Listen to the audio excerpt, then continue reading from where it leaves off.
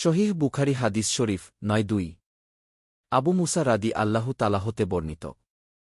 তিনি বলেন, একদা নবী সাল্লাল্লাহু আলাইহি ওয়াসাল্লাম কে কয়েকটি অপছন্দনীয় বিষয় সম্পর্কে জিজ্ঞেস করা হল। প্রশ্নের সংখ্যা অধিক হয়ে যাওয়ায় তখন তিনি রেগে গিয়ে লোকদেরকে বললেন, তোমরা আমার নিকট যা ইচ্ছা প্রশ্ন কর। জনৈক ব্যক্তি বলল, আমার পিতা কে?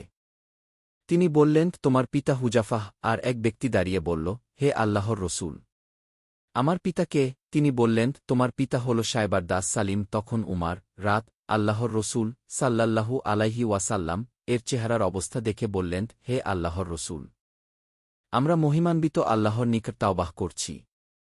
৭-২৯-১ মুসলিম ৪-৩-৩-৭-২-৩-৬-০ আধুনিক প্রকাশনিক ৯-২ ইসলামী ফাউন্ডেশন ৯-২।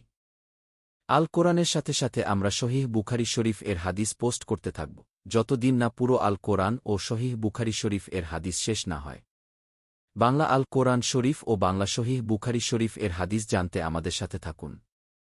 কোরআন ও হাদিসের সাথে থাকুন।